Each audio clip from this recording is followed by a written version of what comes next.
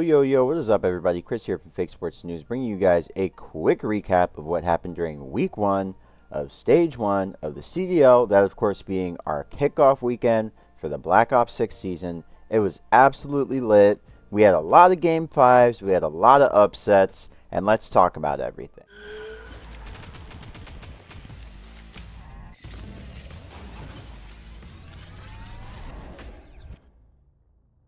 So getting right into it, we of course kicked things off with the Minnesota Rokkr taking on the LA Gorillas, and this one was absolutely lit. As you guys can see in the background, I have highlights from this series.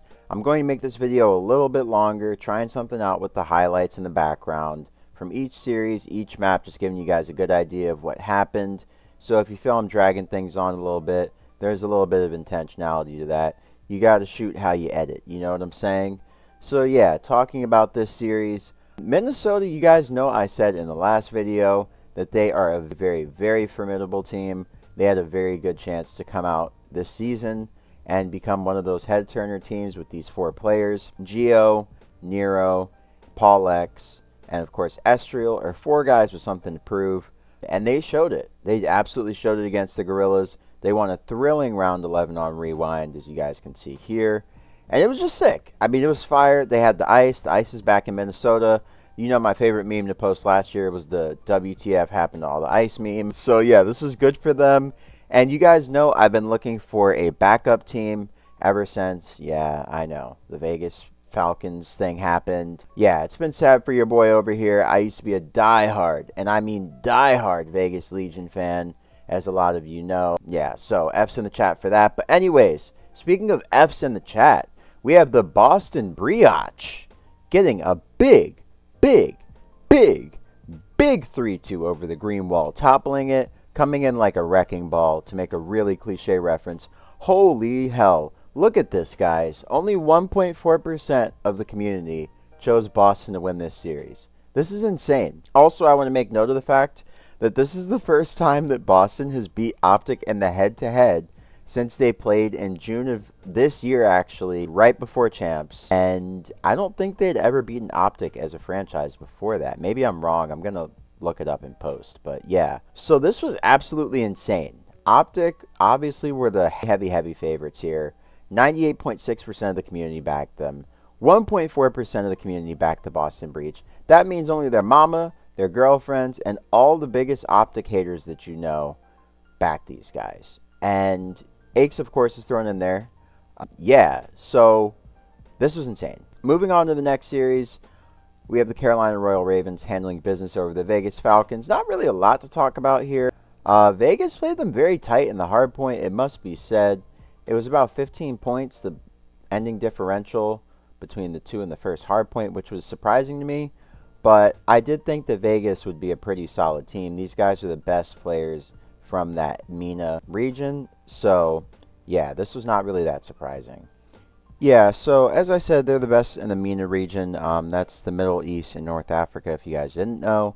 And as I expected, they won the S&D. That's why I had it as a 3-1 for the Falcons. I thought they would win an S&D just because I thought this Ravens team, even though they had they have a lot of really strong S&D players, these guys, they have chemistry on their side, and they knew that S&D was their edge in the series, like I said in that video, so they're going to be game planning for it very hardcore, and that showed in the matchup. So, in our last match of the weekend, we of course had the Toronto Ultra taking on Atlanta Faze, and in typical Atlanta team fashion, Faze gave up the yeeks in embarrassing fashion. I don't know what happened here. It was a double point matchup. We got clapped. I mean, we got clapped. Like, it is what it is. Joe Bean's duo is crazy. Kleenex and Insight, hey, they're doing their thing like I said they would. You guys know I thought this would be a very competitive series. I thought Ultra, with the Slayers that they have, Joe, Beans, Kleenex, and then Insight just being an incredible like AR in the back line, that this would be a competitive series and it could go either way, but I was definitely leaning Faze. So yeah, it was a great series. Toronto, they definitely came out and did what they needed to to cement themselves as a serious contender going into the season. Albeit, this is online, so, you know, this game has been having some weird issues online. I don't know if you guys have been experiencing it. Like, I played ranked last night, and my ping was going from 300 to 30. So, I don't know what's going on. So, maybe that's to explain some of these weird outcomes for some of these matches, like Optic Breach, Minnesota LAG. Less so Minnesota LAG, but definitely Optic Breach, and possibly Toronto Atlanta. I don't know. So, yeah, looking at the start of Saturday, we, of course, had the Miami Heretics taking on the Vegas Falcons. And DoorDash! We have our first DoorDash of the CDL season, ladies and gentlemen. Whoop, whoop, whoop, whoop, whoop. That's us. No, I'm kidding. We have our first DoorDash of the CDL season, ladies and gentlemen. So, this is pretty cool. Yeah, Miami came out, and surprisingly, they're the first team to get a 3-0 this year. I thought Falcons would win an S&D similar to their Carolina series. I thought they would have the S&D in the matchup with Miami circled on a little calendar. But Miami just came to play, and they wanted to make a statement with Rokkr and, of course, Real being the two new additions to the team. Real, of course, coming in late last season, and Rokkr being added this season. But they had something to prove. Shout out to Lil Baby. So, yeah, they definitely did that. And they staked a claim as a team to watch this season, certainly. Looking at our next matchup, we had the Boston Breach coming off a hot start to the season, getting that 3-2 over Optic Texas, taking on a very hot Minnesota Rokkr who came off of a round 11 versus the LA Gorillas. And oh my God, was this series insane. You got to pull up the actual scoreboard. So we had a 250 to 186 red card hardpoint that went the way of the Boston Breach. They dominated there, to be fair. Minnesota answered with a dominant Skyline S&D 6-4. And then Boston Breach came out and absolutely flatlined Minnesota on vault control with a hot 3-0. And then the Minnesota Rokkr came back with a vengeance on the same map and beat Boston 250 to 245 with an amazing comeback at the end. And then we thought maybe the momentum was maybe stopped. Now that things were even, maybe Minnesota had a slight edge. But it went to around 11, and Minnesota just made the play. They iced up. Paul went absolutely nuts, and this was definitely, for me, this was probably the second best series of the weekend. If you missed it, go back and definitely watch it because you were asleep, brother or sister. Now, looking at our next match, we had the Toronto Ultra taking on the Vancouver Surge, the new Battle of Canada. So, of course, we have Toronto being the Eastern team and Vancouver being the Western team. And actually, I'm going to go back to the schedule and look at the map by map for this one because it was really, really competitive as well. And I told you guys it would be very competitive. As you can see, I had it as a 3-2 in favor of the Ultra. So your boy New Ball, I knew this was going to be a ball. I knew this was going to be a barn burner of a series. I don't know what I was trying to say there. So yeah, let's just ignore what I failed to say and look at the result. So we kicked things off with Vancouver Surge, surprising everybody, coming out super red hot on the map 1 vault hardpoint with a 250 to 162 scoreline, beating the Lil Bro Ultra in surprising fashion considering how they dominated Faze in both hardpoints.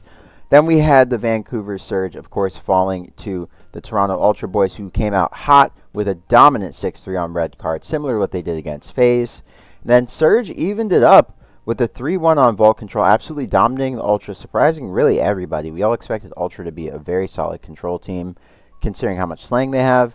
But Surge and Hixie, they just proved to be better objective players, way more efficient, and that was the difference here. And then in the map 4 hardpoint protocol, that's a mouthful, we had the Toronto Ultra going up 250 to 149 to get a 2-2 edge in the to even the series 2-2, take a slight edge in terms of the momentum. And then we stayed on protocol for S&D Game 5, and the Toronto Ultra took that in a round 11, as you guys can see here on the screen. So absolutely crazy series, mad scenes, and Toronto, of course, is the best team in Canada right now as it stands. So they remain the Kings in the North. We'll see if they can remain the best purple squad when they take on the Minnesota Rokkr. Well, and the LA Gorillas. We've always had 3 purple teams, but it's really the battle of Minnesota and Toronto typically. But now LAG is pretty serviceable. So we'll see if Toronto can become the best purple team when they play one of these teams at some point. But yeah, as of right now, they are the best team in the North. Now, getting into our last matchup of Saturday, it was a pretty quick one. Apart from the S&D, I mean, Thieves just came out and put belt to ass this weekend in a lot of series. In both series, in a lot of ways. Definitely in the hard points, they're putting belt to ass.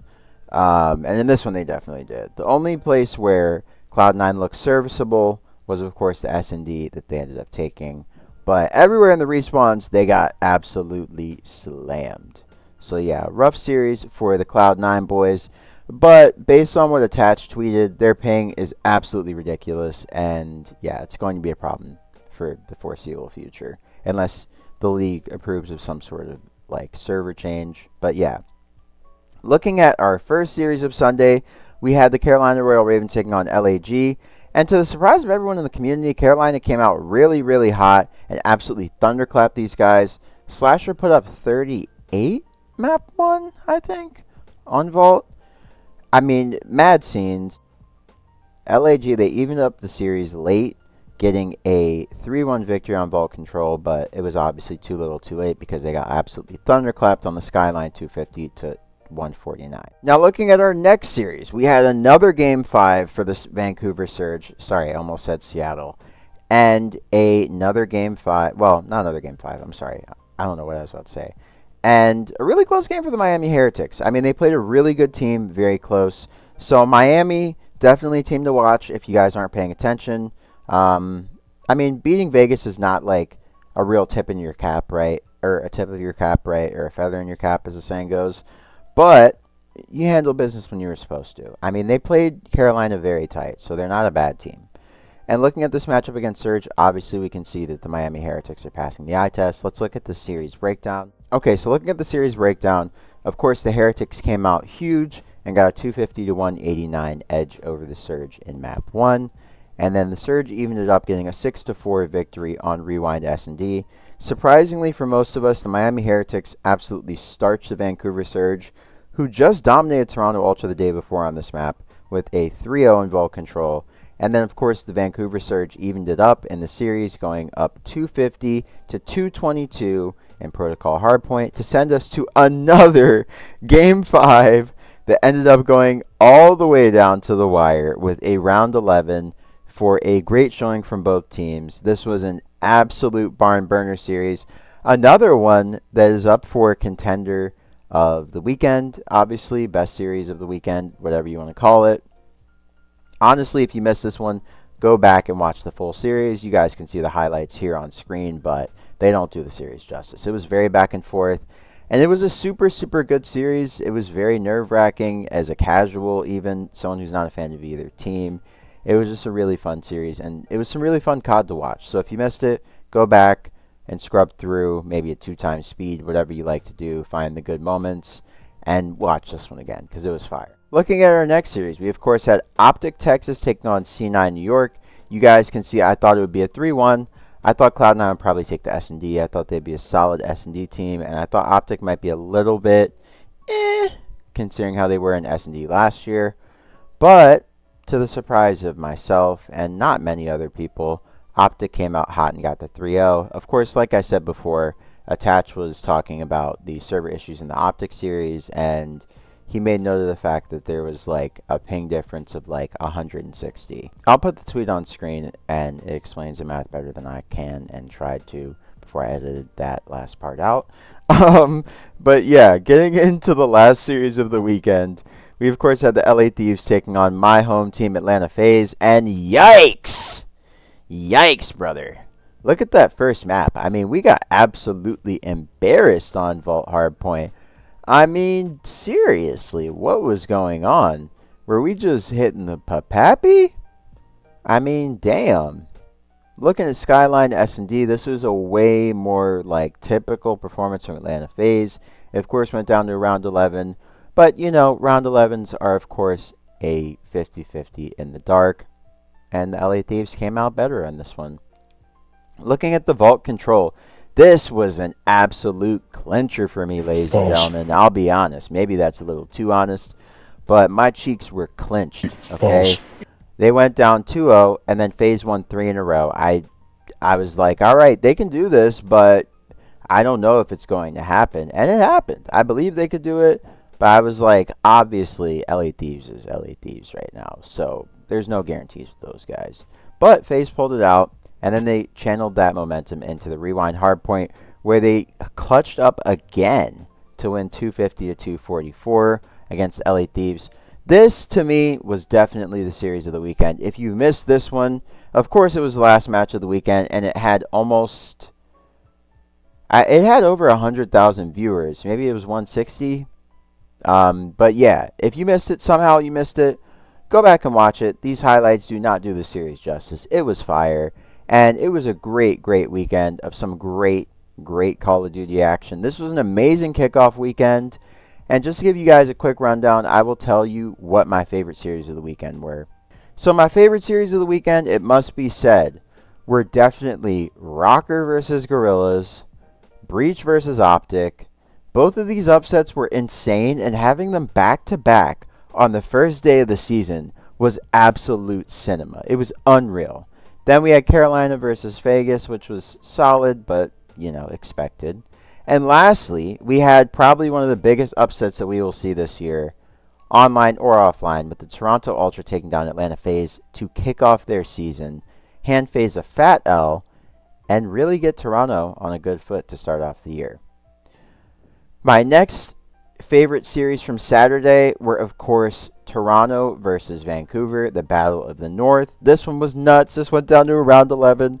And somehow the series before it, the Minnesota Rokkr versus Breach series, went down to round 11. So if there's a takeaway, it's that Breach have insane ice. Paul X is an S&D legend like he always has been. And you need to watch Minnesota Rokkr series because they're just fire. Lastly, on Sunday, the series to watch were definitely Surge versus Heretics and Thieves versus Faze. I will say Thieves versus Faze was my absolute favorite series of the weekend, but my second favorite series of the weekend and my sleeper of the weekend that most of you guys will not say is your favorite series of the weekend was actually Boston versus Minnesota. And I'll tell you why. Boston and Minnesota are two teams that have had a lot of struggles throughout the CDL, just the entirety of it. Obviously, the Minnesota Miracle happened, but Boston has never podiumed at a major. I believe they maybe have one top 4 all-time. I'll check the Gamepedia to verify that, and I'll post on screen here.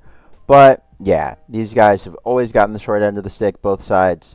SAE and Ahsoka. I mean, Rokkr's put together some really good teams, and they've had some serious stinkers over the years, thinking back to Major 2 and Modern Warfare 2, in that infamous series against Faze, where Faze went on to win the event from Winners, where they had an insane comeback in the hotel. Just a lot of unlucky things for Minnesota. After the SAE thing in Modern Warfare 2, they were famously super cursed for the rest of that year and most of Modern Warfare 3. And yeah, Boston, I mean, they've just always had a lot of struggles. They've tried to field some good rosters. They've just never panned out the way they hoped. So it was really good to see both of these teams get scrappy wins to start off the weekend and then go head-to-head and have a barn burner series that ended in round 11. So yeah, that's why that's my favorite series of the weekend. Probably too much yap, but yeah, it's my video, so I'll say my piece. So lastly, the last thing I want to do is check out the leaderboard and see how we did with our Pickems. So, right now, we're getting slammed, guys. We're getting absolutely slammed. I was 145 on Saturday, and now I'm ranked 1897. So, yeah, I think this is where I'm going to end the video. Once again, this is Chris from Fake Sports News. Hope you guys had a great morning, noon, or night, wherever you may be on this beautiful planet. And I will catch you guys on the next video, which will be Pickems and a preview of what's to come in Week 2 of Major 1, Stage 1 for the 2025 season. And that will be my video with Dempsey. So be sure to stay tuned for that. If you haven't already, be sure to like, comment, and subscribe to the channel if you are new. And I hope you guys enjoyed this video. Happy holidays, everybody. Make sure you're buying your Christmas gifts. Don't wait till the last minute. I've already started buying my Christmas gifts for the fam. So make sure you take care of your people. Take care of yourself. Stay warm. Drink a hot beverage. And I will catch you guys with Dempsey